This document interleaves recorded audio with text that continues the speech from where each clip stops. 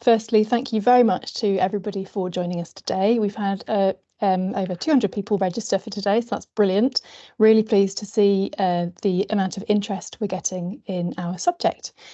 So today, as you can see on the graphic here, we are joined by Dr. Nicola Buckland of Sheffield University, from Tom Mockridge of Recorra, Rosie Sharp from Hubbub, and I am Lucy Frankel from Vegware. And so I'm going to be saying, next slide, please, to Rosie, who's driving the deck. Thank you very much. So just a little bit of an introduction. What is the Compostable Coalition UK? Well, it is a group of these organisations, the 10 logos that you can see down there on the slide. I've rudely put us 4 up the top because that's who's presenting today, but we 10 organisations have been working together. As you can see, we represent the waste sector from REA and Recoup, Recorra and Envart in terms of collecting, monitoring waste collections, composting waste. We have materials producers in terms of TIPA, Food Tamura and Biome, Vegware. We produce compostable packaging, and our experts in the field of psychology and behaviour change and communication, we have Sheffield and Hubbub, which has been fantastic. Next slide, please. So I would really like everyone today to follow us on LinkedIn. That would be fantastic. And that is where you'll find all sorts of news. So we've been working together for just under 2 years, doing lots of different strands of research, all to do with different aspects of compostable packaging and how it can fit into existing UK bio-waste infrastructure. So if you follow us on LinkedIn over the coming months, you'll see all sorts of things coming out. So there's a taster here. So the results of a composting trial and a microplastics test. Spoiler alert, it passed. There's going to be a gap analysis from Sheffield University in terms of looking at methodology for LCAs of these materials. You know me as cost-benefit analysis on compostable packaging. A very good policy report about the disconnect between bio-waste policy and food and soil. And of course, Hubbub, who you'll hear speaking today, is going to be giving us a practical guide that we can use in terms of implementing compostable packaging in different settings. There's an AD pre-treatment trial report and much more. So do please follow us on LinkedIn. Next slide, please. Thank you. So here today, we are going to be talking about behaviour change trials. So Hubbub and Sheffield have been working together across 3 different contexts. Today, we're going to be focusing on the closed loop environments of catered offices, but they have also been doing experiments in 2 other contexts. So the first is households with their local authority waste collections. That has been completed, and you may have seen some of the news publicised already. Then there's also an online retailer take-back scheme, and that is still being completed at the moment. We're going to have another webinar in the next couple of months that will focus on the learnings from all of these 3 contexts, but with a particular focus on the household context. Next up. Next slide, please. Thank you. So, Vegware and Recorra, we work together. You hopefully by now know that Vegware makes compostable packaging. We make it for food service because we see that food messes up dry recycling, and where you definitely are going to have contamination in terms of food service, then it makes sense to have materials that can complement that food and go off to organics recycling together. So we work with lots of collectors around the UK. We also do our own waste collections, but in London, we partner with Recorra. And this has been a scheme that's been working really well for, Tom's going to be able to correct me, maybe 4 years, I think. Yeah, 2020, 4 years. Great, thank you. And so this works really well. Well, Tom, do you want to describe it a little, since they're mainly your photos? So yes, we have been collecting compostable packaging from closed loop environments, typically an office with a canteen, since we launched a service in 2020 after a trial to make sure that it would work.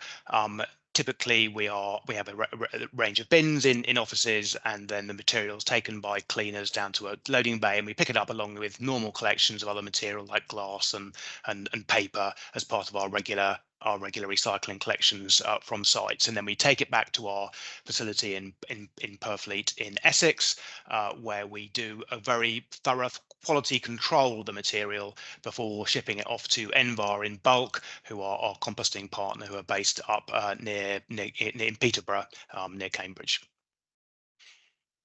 Thank you. So we have, over many years, developed lots of different strategies to try and help our clients get our products into the right bin. So obviously that starts with understanding infrastructure, making concerted efforts to increase the collection infrastructure for businesses. So we're looking at trade waste, we're looking at commercial collections to get our products to appropriate approved in-vessel composting facilities. And so once that layer is in place, which we've got a team of 4 waste management consultants who focus on that, we then have a whole suite of posters. We've got implementation guides that are designed for the waste manager or the sustainability manager who's going to be focusing on it. We've got different posters that are quick to glance at, ones with more detail. We've got signs for all around a canteen. We do bespoke bin signage. And Tom, you have also developed all sorts of different materials, haven't you? Yeah, we have. We spent a lot of time. It's been a lot of time talking about posters and bin signage. So yeah, we have a long history of that for all the recycling streams, not just compostable packaging for the customers that we serve. Mm-hmm. So next slide. Thank you very much. So we have all this stuff that we've developed, and we have a lot of clients that use it, and they use our project management template to involve different stakeholders from the beginning and all the stuff. They are model pupils. However, not every company is the same. Some are very fragmented, very busy. They've got their own different setup in place. And so we see variation in what people actually implement when they come to putting in their compostable packaging bins. And so this is something that we wanted to address, because we'd like every composting scheme that we help set up, we'd like that to be a real success. But we know that we don't control everything. We can't control everything in somebody else's building. So we were very pleased to be part of the Compostable Coalition UK, which is we had UKRI funding from Innovate UK. And so this was a brilliant opportunity. And so working together with the University of Sheffield and Hubbub, we handed over all our materials. So all the things, the different posters, etc., that we developed over the last decade. The screen grab here is of our consultancy matrix. So, which stage of the implementation they're in, what type of site would they need to use it or not. So this is something that we reference. So we handed that over along with all the different PDFs and posters. I was frankly delighted that Professor Thomas Webb said that our work was comprehensive, and I'm very pleased with that indeed. But we know that there's always room for improvement, and so we were very pleased to hand ourselves over to the experts. So I'm now handing over. Oh, Tom, do you want to say something? And similarly from Recorra, we have a strong sustainability team. We work very closely with all of our customer sites to make sure they implement good schemes. But it was a fantastic opportunity for us to work with leading UK consumer behaviour experts to improve what we can do and make it even better than what we have been doing and trying to do for many years. Thanks, Lucy. So hi everyone, I am Dr. Nicola Buckland. I'm a psychologist from the University of Sheffield, and as Lucy outlined, our role in the project was to try and understand people's behaviour around composting and to identify and develop interventions to try and improve composting. So my research as a psychologist, it explores and investigates human behaviour, and then through that it develops interventions to try and encourage behaviours that are good for the environment, such as, for example, composting. I'll pass over to you, Rosie. Thank you. Yes, hello everyone. I am Rosie Sharp, and I'm a creative partner focusing on plastics and packaging at Hubbub. Hubbub, if you're not aware of what we do, we're an environmental charity that's all about inspiring action that's good for the environment and for everyone. So we work with a range of businesses, organisations, local authorities, community groups, and together we create campaigns that make it easier and more possible for everybody to make choices that are good for the environment. And in terms of these specific projects, we've been using our expertise in communication, design, and behaviour change to design interventions and find out how effective they've been in these different contexts. So just to start with a little bit of background, and we can see images here of plastic, and we've got these on the slide because plastic is widely used and it's especially used with food packaging. But single-use plastics we know are problematic because they lead to pollution, and this is damaging to our wildlife, but plastic pollution can also enter the food stream and negatively impact human health. These plastic packaging also contributes 1.8 billion tonnes of carbon emissions every year. So we really need to find alternative forms of packaging. Next slide. Thank you. And this is where compostable packaging comes in. So we've got an example here of a cup that is made from compostable materials. You'll see also things, so it's used widely in the food industry. So not just things like coffee cups, but also things like salad boxes, as well as compostable cutlery. So some of you may be aware of these types of compostable packaging forms. And for compostable packaging, provided that it's put into the right bin. So in this instance, a compostable bin that then gets collected for industrial composting. It means that that compostable packaging will break down and will lead ultimately to compost that can then be spread by, for example, farmers.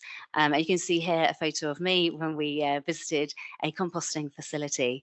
And the key thing here is around behaviour. It's really important that in order for us to see the environmental benefits of compostable packaging, people need to be able to identify compostable packaging, so know that it is compostable, and then also actually put it into the right bin. And this really is where the behaviour comes in, because we know that even if compostable packaging is available, it doesn't always end up in the right bin.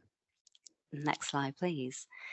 So we know, looking at research that has been done, is that consumers express positive attitudes towards compostable packaging.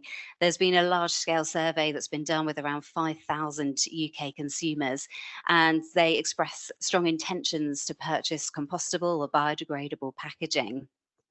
There's also been some research studies that have actually set up hypothetical waste sorting situations, and they've labelled packaging as compostable and then looked to see where their participants have, which bin they've put that packaging in.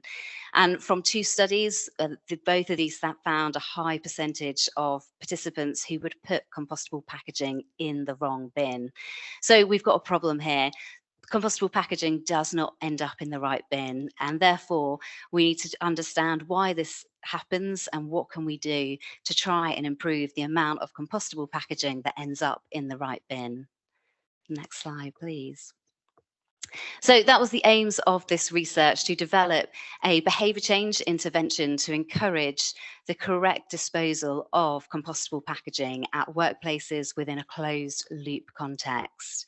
So for those unaware, a closed loop context refers to environments such as cafes or festivals where there is compostable packaging available, and there are also the compostable bins, or the waste gets collected and then taken to an industrial facility so that it can get composted.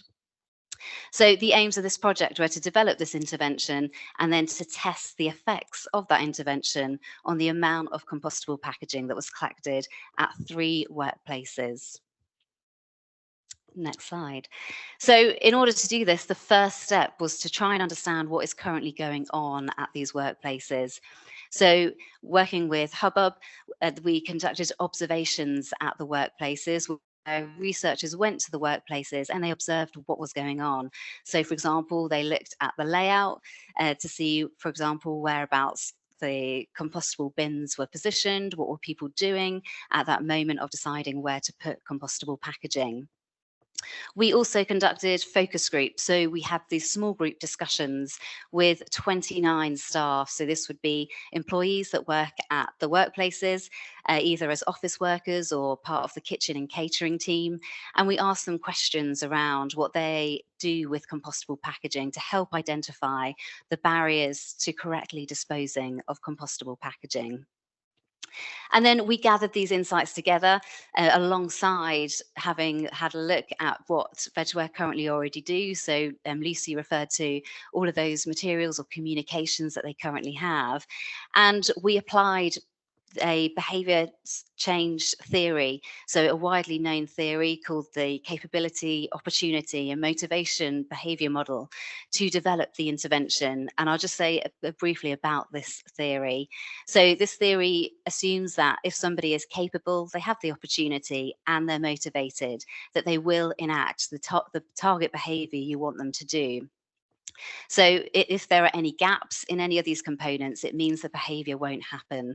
So in terms of capability, this refers to things like having the knowledge and the skills, so knowing, for example, what compostable packaging is, but also the physical skills, so the stamina or the strength to be able to put compostable packaging in the right bin.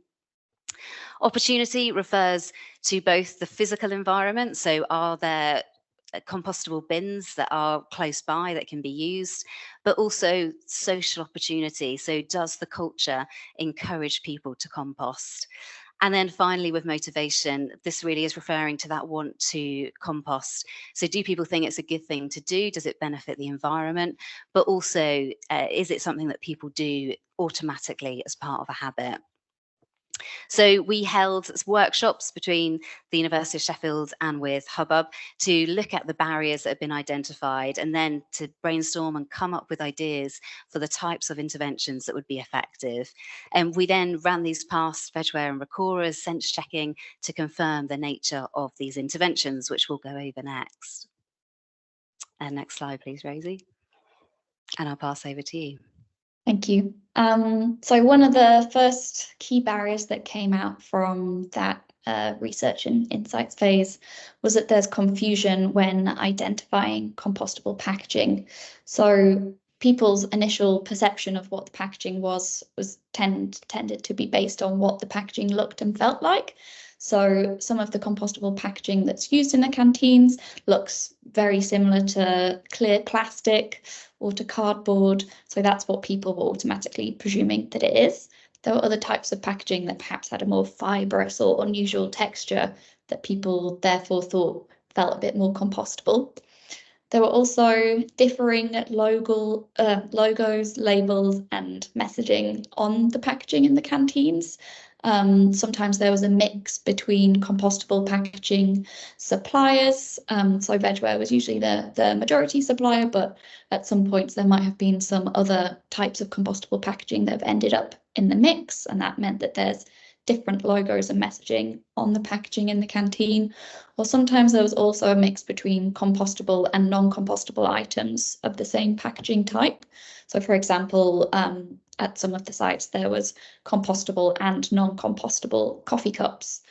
And we knew that that type of thing was going to be out of our control for this project. So we knew that we had to make it easier for people to identify compostable packaging whilst accepting that there may sometimes be those difficulties. There was also some suggestions in the focus groups around improving how easy it is to identify the packaging by using labels or symbols. This also aligns with UCL's previous study that calls for having clear labels on compostable packaging. So with that main barrier around the confusion when identifying compostable packaging, we designed a clear and distinctive label to help employees identify the compostable packaging and know how to dispose of it. We conducted online testing with 200 people to identify the label that we ended up going with, which is this image on the right. This was chosen based on the feedback that it was the most understandable and the most eye-catching. We went for a bright pink colour because we wanted to choose a colour that would stand out and wasn't associated with other behaviours. So for example, green is commonly associated with recycling. Brown, which is commonly associated with composting, is perhaps not the most eye-catching. So we wanted to go with a colour that people didn't already have that automatic association with, but something that was bright, so that once they have recognised this pink label and learnt what it means, that it signifies the packaging is compostable, then that behaviour can become easier and more automatic to do by just recognising that bright pink colour. The clear labelling also may help to make it easier for identifying contamination in the bins, because if packaging has a clear, easily identifiable label on it, you can identify it from non-compostable versions, such as that situation with having the 2 types of coffee cups on a site. The design itself is based on hybrid symbolism between packaging, with it looking like a cup in the base, but also composting, with it becoming to look like a plant pot and a plant growing out of that. We went for the do not recycle dual label design with input from OPRL, the Unpacked Recycling Labels. This is to align with proposed legislation for compostable packaging to be labelled with a do not recycle message. So we wanted this label to be a realistic test of something that could be implemented alongside that legislation. And finally, just to explain that we applied this label to the packaging in the trial as a sticker. We had people putting thousands of stickers on pieces of compostable packaging, but the intention was to replicate if this was a permanent label that would be printed on the packaging itself, so not intended to be used as a label in future. The second main barrier that we identified was confusion over choosing the correct bin for compostable packaging. So there was quite a bit of difference between what the sites called the bins on their site. One site had a vegware bin and a food waste bin. As I mentioned before, not all of the compostable packaging was immediately obvious that it was vegware. Sometimes you might have to look a bit harder to find sort of the logo or read the text that was on the packaging and check the different sides. So using that wording of vegware bin might not be immediately obvious to people if they have a piece of vegware packaging in their hands or not. Another site, their bins were called compost waste, and they also had disposable coffee cups, but the coffee cups that they used on site were compostable. So there was confusion there over which bin that cup should go in. And at the third site, they had one bin for takeaway items, which was the intended compostable packaging bin, and a separate food waste bin. So a bit of confusion there over which bin was the right one to choose. And some takeaway items that were sold in the canteen also weren't compostable, so that could potentially be leading to higher contamination. On the signs that were used on site, there was also not that many visual aids. That was a lot of text-based signage, and a lot of the signage didn't reflect the packaging that was being used on site or visually show that to help people know how to dispose of it. So the intervention that we designed based on this was to have colour-coded signage that matched up with the label, with clear instructions and showing visual images of all the packaging that was used in that site. So we had adapted the signs so that they were bespoke for each canteen, but followed the same layout and design. So these were installed on the compost bins and around the compost bins in the workplaces. And there was that visual consistency there between the label on the packaging, trying to make that behaviour more automatic. So once you've learnt that behaviour once, that this piece of packaging is compostable, that's what the label is telling me, the sign is telling me where to put it, and then you can just easily link up those two behaviours by recognising that colour and the logo. Also, just to explain, we went for the wording compostables bin, because at 2 of the sites they had separate bins for food waste. So if we had gone for wording such as calling it the compost bin, it might have been more likely that people were putting food waste into that bin. So we tried to find some wording that made that distinction a bit clearer, that this bin was for compostable packaging. And also trying to build awareness, rather than calling it the vegware bin, build awareness that it's the compostables bin, so that we're educating people a bit more about what compostable means. So this is just an example of what that looks like in practice across the sites. So we adapted the designs to suit the different types of infrastructure that were used in each of the canteens. And on the right there is the label applied to some of the types of packaging. And then the final key barrier that I'm going to talk through is that people don't know about the composting process. They don't know what happens to the packaging when it breaks down, and they don't know about the benefits of compostable packaging. So this means that people don't really understand the consequences of if they don't do that behavior correctly. And they also highlighted that if they did know what happened to the packaging after it was disposed of correctly, that would likely increase their motivation to do the right thing with it. So for this, we designed a motivational video, which Vegware created, and this was displayed on TV screens in the workplaces and circulated internally through their digital channels. So the first part of the video was intended to inform the employees that Vegware packaging is used on site. This means that it's compostable packaging and it should be put in the compostables bin. It then shows the impact of doing the incorrect behaviour and makes this clear that that's the undesirable action. And then moves on to talk about what happens when Vegware is disposed of correctly, highlighting the benefits of the composting cycle and trying to make that something personal that links back to the employees and might be something that they care about and are motivated by.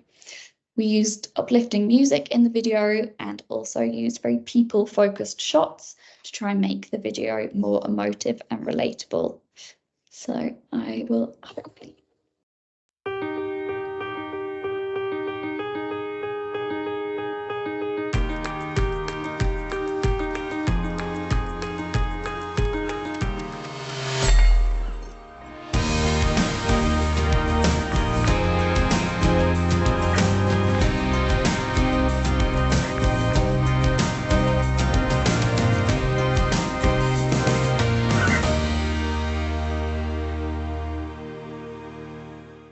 I'll just hand back Nicola to talk through the final intervention.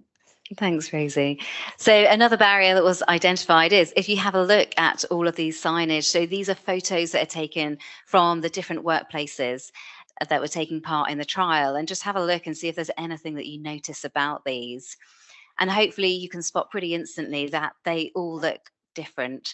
And this comes even though Vegware do offer standardized signage to put up.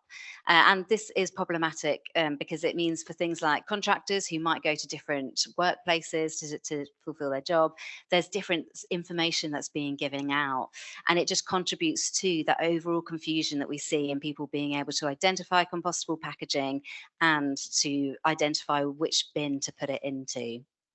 Next slide, please. So to address this barrier, and to really encourage workplaces to deliver the intervention that we came up with as we intended, we from the University of Sheffield as behavioural scientists delivered a presentation at the start of the intervention to the workplaces that were taking part to really encourage them to deliver the intervention as intended. So the presentation was delivered by myself, colleague Dr. Sarah Brew-Garcia and Professor Thomas Webb. And we went through and we explained the reasons why we were delivering this intervention and what the workplaces could do to make sure it was delivered as we intended. Next slide, please. So just in summary, we've gone through a number of different intervention components. So it's one intervention that combines these different components. So we have distinctive labels on compostable packaging, colour-coded signage, so that pink colour that corresponded with the colour on the labels. We had that presentation to workplace leads and the 1-minute motivational video. One thing we haven't yet gone over is that one of the workplaces all had additional bins, compost bins that were added to their workplace canteen, as through the research we identified that they didn't have these compost bins in the canteen, only in their office space. So these got added as part of the intervention. Next slide, please. So just having a look at the overall approach that we took, the procedure for it. So before the intervention started, waste audits were conducted. These were by Recorra. And these randomly selected a subsample of the waste in the compost bins, as well as the dry mix recycling and the general waste bin, so that we've got an objective measure of the percentage of waste in that bin that is compostable packaging. The intervention then started and it lasted for 1 month. So here all of those 5 components of the intervention are delivered. We then had another waste audit, so we can look to see, has the intervention changed the amount of compostable packaging that is in the compost bins? We then followed this up again 2 months later to see whether any changes had sustained over time. And just to point out, the labels that were on the packaging lasted for that 1 month and then until the supply ran out. And then there were no further supply of labels given during that 2 month period. So during this time, the signage stayed in place, but the compostable packaging no longer had the labels on it. And just to point out, at the workplaces, the idea is that in the compost bins, they should mostly contain compostable packaging. They can also have food scraps as well. So we'll go over the results for each of the 3 sites. So we've labelled them as A, B and C. We're going to start off with site B because there were waste audits done at each of those 3 time points before, after the intervention, and then at around 2 months follow-up. That was done a little bit later with this one. But we can see this is the compost bin and the percentage of waste in that compost bins that was compostable packaging. And it starts out at just around 25% that it starts out with before the intervention. After the intervention, we can see this midpoint here. The amount of compostable packaging has increased. So now 88% of that bin is compostable packaging. Then around at our second time point, at the follow-up point, we can see it's slightly dropped, but it's still substantially higher compared to before the intervention. So we can see at this one workplace, the intervention has been effective at increasing the amount of compostable packaging collected. Next slide, please.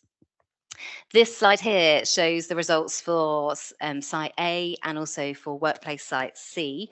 And again, we can see that before the intervention, the amount of waste in the compostable bin is 38% at site A, and at C it's 32%. We did some more waste audits at both of these sites. So there was one initially around 2 weeks later at both sites. So for site A, we can see a very small drop at this 2 weeks, but then at our official waste measurement point, 1 month later, we can see this increase to 58% of the waste in that bin is compostable packaging, which is 20% more than before the intervention. And again, at follow-up, we've got it go up to 88%. Over at site C, we've also around the 2-week waste audit done, there's an increase to 32%. 1 month later, it's 37%. So at this official 1 month follow-up, 5% greater than before. And then at the 2 month follow-up, it's gone up to 71%. So again, at both sites, at follow-up, we've got a substantial increase in the amount of compostable packaging in the compost bin. And Rosie, if you can just hit next. These 2 sites are different to the first site because we also had the opportunity to go back 6 months later and have a look at what was going on and how much waste in the compost bins was compostable packaging. And that's what's shown on these final points on the graphs. We can see that the amount of compostable packaging collected did reduce at that 6 month point. However, at both sites, this is still higher compared to before the intervention, and especially for workplace C, where it's still at least 20% more than it was before the intervention. So again, combined, we can see that these interventions have been effective at increasing the amount of compostable packaging collected from the compost bins. And I'll pass over to Tom. Hi, so Nicola's given you a very the academic perspective, looking at the compostable packaging. From an operational perspective, we also food is something which is fine in composting collections because our composting site is very happy to take food. So from an operational perspective, we look at not just the percentage of compostable packaging, but also the percentage of the combined with food. So this is the same data. So the brown line on that graph is Nicola's data, but the pink line also includes food waste.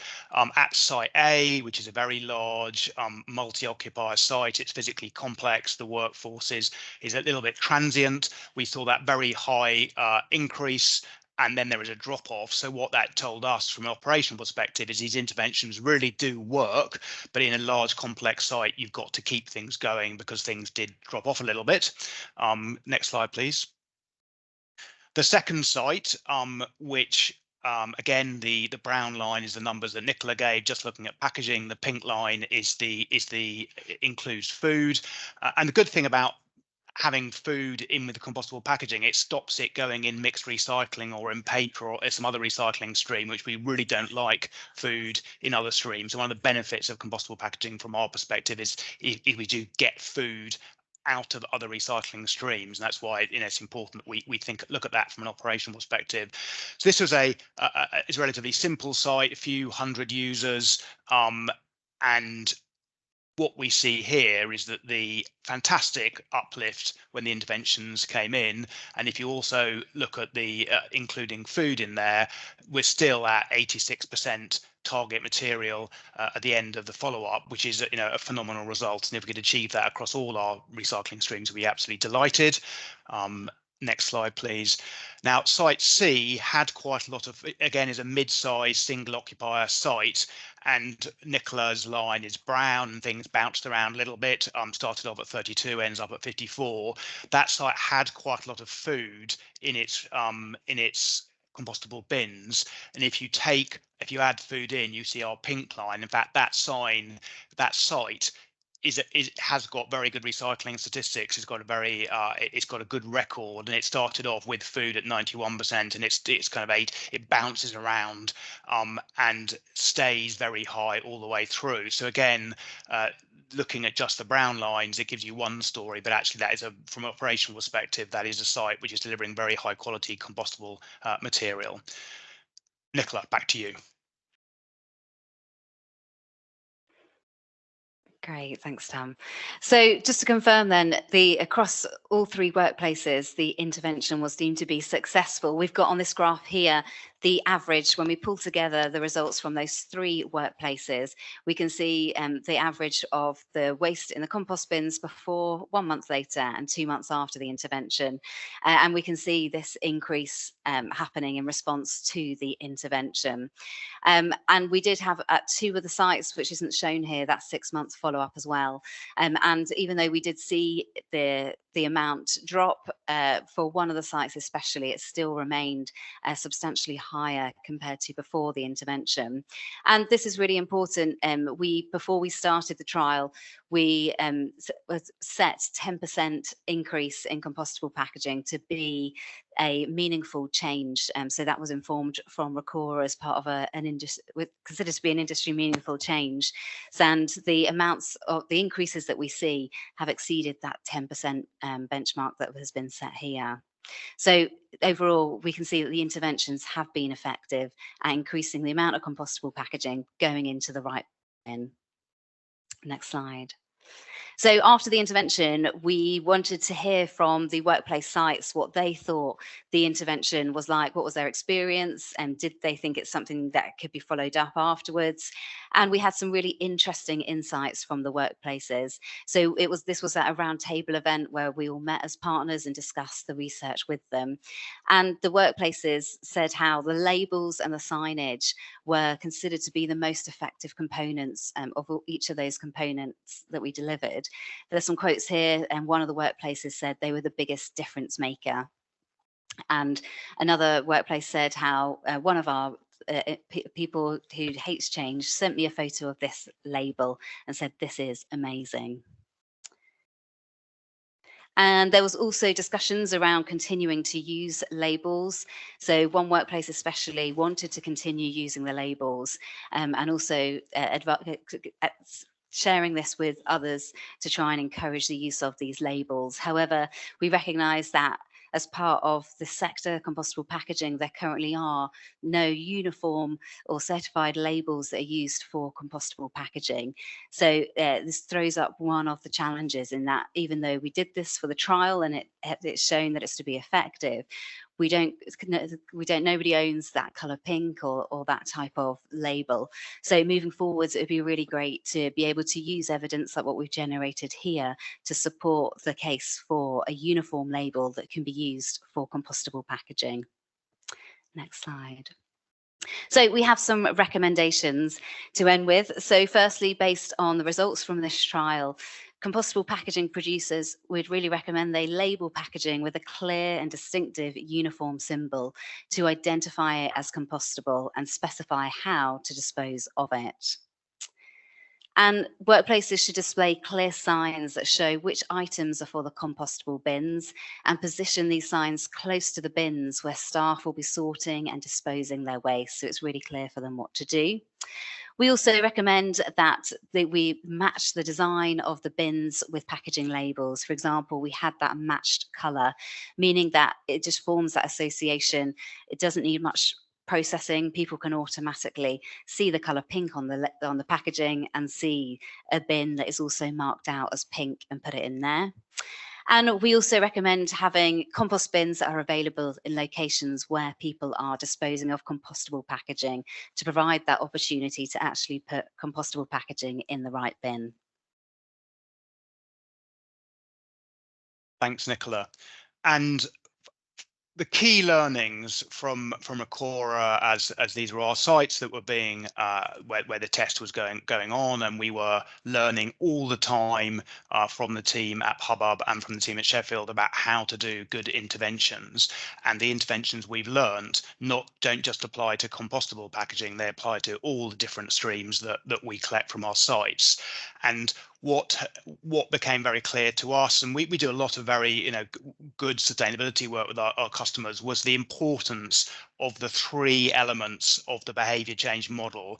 So having motivation and the people really wanting to get things right, the opportunity, they have access to the right bins, and they have importantly, they're the culture of the organizations we work with have a pro recycling culture and a capability understanding which is the right bin to pick, and the learnings that we got from that, which will be applying to all our work going forward on sustainability on all different recycling streams with our customers, is that you need all those three motivations in place at the same time in order to get really good results. And some of the excellent results that we saw at the sites were because all those three things were in place. So I'm just going to round us off here. We've had a lot of different people contributing to this. So you can see the names on the screen that we've had loads of experts from the University of Sheffield, from Hubbub, from Vegware, Recorra, and of course TIPA. A big thanks especially to Julia for her coordination work. Next slide, please. We've got a few last things to say. So we've got some really good reports and news coming out. Just want everyone to know that after today's webinar, we will send you an email with the recording of today. So if you want to share it with any colleagues, please also just feel free to contact us if you have any further questions or things you want to follow up on. Hubbub with Rosie's team will be producing a really useful guide that shows what we've learned from not only this context, but also from the householder and the online retailer take back contexts. That will be coming out in June, and around that time we'll also hold a webinar so we can have that overview but focus really on the household, because I know that today we've got a lot of people from local authorities in, so hopefully that will be a really useful session for you. So please follow us on LinkedIn. There'll be an academic paper coming out by Nicola and her team, and the last thing I want to mention is Vegware. Today was a sort of a takeover of our Transparency Talks webinar series that we're having throughout the year. So 25th of April is the next one for that series, which we have a special guest, Jen van der Hoven from the BBIA. She's going to be talking about what is the bioeconomy and making sure that everyone's clear on some of the some of the useful information to understand, because it's often quite misunderstood. So I think we're going to stop sharing the slides now and just have some of our Q&A and a bit of discussion. So we had a couple of questions come in already. Very happy to have anybody else put in their question. But starting off, we had a few people asking a question which I think Tom and I should talk through. So Tom, Jessie Dougal would like to ask, if food and compostable packaging are treated through the same route, why did you ask people to put them in separate bins? That's a good question. So it's primarily an economic factor in that treating food is relatively low cost per kilo, and treating compostable materials is relatively high cost per kilo. If you have large quantities of food, it makes sense to send that to anaerobic digestion. It is a more economically attractive way of dealing with that material stream, and therefore we recommend separating that out as a separate food stream. If you have small amounts of scraps, which are table waste that are in with the packaging, which typically will end up in a recycling bin or a waste bin, then capturing that as a additional material with compostable packaging makes a lot of sense. So, but the primary driver is economic. If you've got a lot of food, it makes much more sense to send that separately for anaerobic digestion. And so I'd like to follow on from that and say that the economics are sort of set in place by government policy. So they're currently skewed to favour anaerobic digestion because of the ability to feed the gas grid. So essentially there's green energy production. So you've got food waste going to AD to produce green energy, which obviously is a really good thing. However, by accident, somehow it's skewed the economics of it. So it's very, very cheap to send food waste to AD, and there's no subsidies for composting. And so this is unfortunate because it means that compost is being overlooked, the health of soil is being ignored.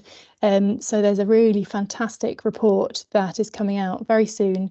I actually put it in the chat, but it's by Jane Gilbert, and it is the Soil Food Biowaste Policy Disconnect. Long title, but I promise it's very easy to read. It's really interesting about how the UK has to take soil health really seriously in terms of food security in the UK.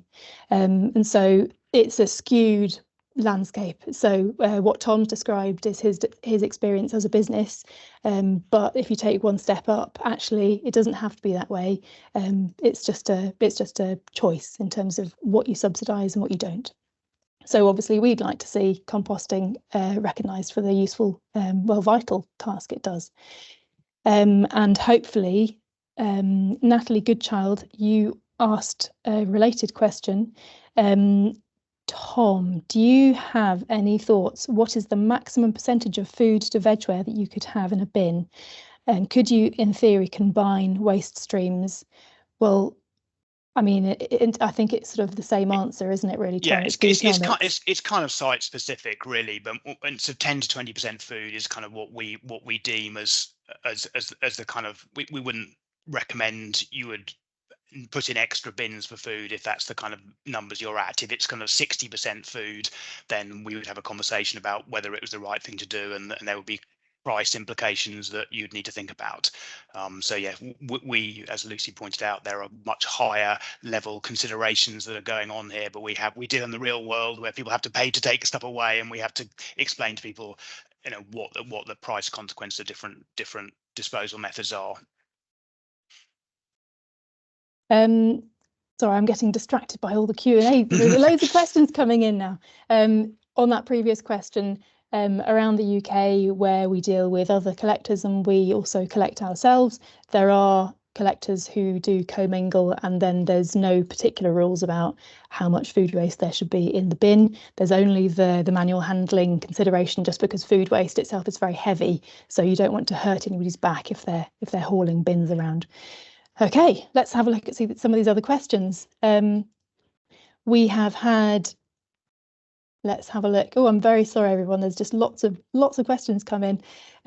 So we have had Martin ask, have other compostables producers been invited to join the coalition? Joining this project was a proactive choice on our behalf. We were very pleased to make use of the expertise that we've developed over a number of years. We've already got teams in place. So whilst Vegware, Teeper and Biome and Futamura were the compostable packaging manufacturers in this project, obviously we're delighted to share our learnings, and that's what this webinar and our whole series of dissemination through the LinkedIn channel, that's what this is all about. So absolutely very happy to be part of the sector-wide discussions. Another question from Martin, all producers need to use the label, so how will this happen?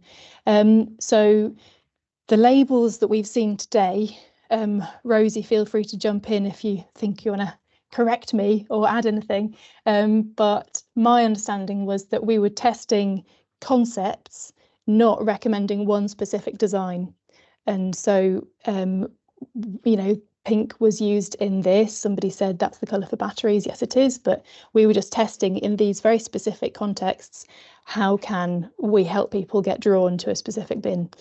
So Vegware's approach to that has been to make bespoke posters and signage, bin signage and posters for around the restaurant area that match the exact, with photographs matching the exact products that they use at that site. And so it's this, instant sort of recognition from the photo of what's in your hand to what's on the bin signage. But in terms of a sector-wide thing, we are part of a number of companies. We are all, Vegware's an OPRL member. They've been working on labelling concepts for compostable packaging. That's work in development. There's also work streams through the BBIA. They've got also a new funding stream called BBRegNet, I believe. So looking at labelling as one of many strands to do with how these products fit in with policy. Rosie, anything to add? Or Tom, go for it. Well, I was going to say that there is the government, as part of the packaging and the recycling reforms in 2026, there will be compulsory labelling put across all packaging, which should bring some clarity to the very confusing situation we have at the moment. And this study shows the importance of having good labelling is one of the clear learnings from this. And there is a bit of debate going on. I'm aware from wider industry discussions about how that's going to pan out, but it is absolutely key from the recycling industry's perspective, and I speak not just for Recorra but for other companies as well. We really want to see good, clear, simple labelling on everything so that consumers will make the right choices. It's tough if you don't do that, and that's really important the government gets that right. In the admirable thing they're doing is saying we're from 2026, everyone has got to have consistent labelling. Let's hope that's done in a very good way, and that's very important from our perspective. So there's loads of questions here. So if we can't get to all the questions in the next 5 minutes, please keep on putting them in there. We have access to that afterwards, and we can follow up. So question from Thomas Walsh. Going by what Lucy said earlier, shouldn't everyone's efforts now be on creating a Vegware type container which can be disposed of by AD, not composted? Part of our research, one of the strands, was to do with how these products interact with bio-waste infrastructure. We have done a trial on a pre-treatment, so it would be a sort of a unit that goes at the front end of a wet AD plant, and it processes all the compostable packaging, and we have had trial results from that. They are very promising. The commingled Vegware sample, so a range of compostable materials from compostable polymers through to fibres and mixed in between, that performed very well and actually created more biogas, which is the desired output. It had higher gas yields than many types of organic wastes that they would be collecting otherwise. So that was very promising. Obviously, that's not a one-size-fits-all solution for the whole of the UK's AD fleet, but we will be publishing that. I think that's really worth the AD sector considering quite seriously, because it's got other gas yield benefits as well. Then also, I think, what I was saying is that the economics are skewed because in-vessel composting is not understood or valued by current UK bio-waste policy. So really, there's room for all sorts of different technologies and processing solutions in the UK. But obviously we're aware of the fact that there is so much AD, and that's why we did these trials. Let's see, sorry, I was meant to be putting all the questions into the WhatsApp chat that we've got in the back of the behind the scenes, but there's so many I can't catch up. So let's see, why aren't we moving away from single-use consumables altogether? Surely avoid is the best course of action, from Isabel. Sorry, I can't see the rest of your surname. So absolutely, the UK is on a journey to more reuse. As we've seen across the EU, there's already more stringent rules in place in various countries such as France and Germany, and coming in across the EU to favour reusables over single use. However, what we also see is that you can't get rid of disposables altogether. So at Vegware, we understand our place in the hierarchy. We understand that many food service operators can choose a reusable product, and it works well for them. And then in some contexts, it's really impractical. Do you have the right dishwasher plumbed in? Do you have the staff to collect those in? What's the impact on your energy use? We've seen some independent cafes here in Scotland tell us that actually they were using our products and composting them through our close the loop collections, because they found it, obviously they liked the concept, but they also found it cheaper than running the dishwasher. So there's lots of different factors at play. So I'm absolutely with you. And, I know Hubbub's done lots of work on encouraging, sustainable systems in terms of reuse, and that's absolutely valid. But we've got to be pragmatic about, where, is it possible in every single context? And if there's still going to be some disposables, then what's the most practical option, and how can we deal with them after use? And just to add to that too, Lucy, we would, I think from this research as well, I think it doesn't just speak to compostable packaging, but also just waste management generally. So whichever more sustainable route is being taken, whether it's things like reuse, I think this research really does speak to needing products to be really clearly labelled with appropriate signage, so that process of making the decision on which bin to put packaging in is really straightforward for the consumer. So somebody called Thomas Baker has asked for the report I mentioned to be reshared. So that is a report coming out very soon. It's by Jane Gilbert, who knows a huge amount about the detail of the composting process. And so that's an excellent report coming out very soon. It's called the Soil Food Biowaste Policy Disconnect, I believe, but we'll be sharing that on our LinkedIn page. So we're at 3 o'clock. Any final thoughts or words from our esteemed panel today? Well, I'll just say thank you so much. I have been absolutely delighted to work with these three on the screen and all of the colleagues who've made this possible. Of course, Innovate UK for their support in this project as well. We really see this learning. Obviously, we're looking at through the lens of compostable packaging, but we are really pleased if any of this work can be used to make any other system, other packaging collection schemes work better as well. And that's absolutely been a learning for us, Lucy. It goes across everything. So that's been very good from our perspective. Great. Thank you very much. I'll see if I can find the big red button. Thank you, Lucy. Thanks, everybody. Thank you. Bye-bye. Bye.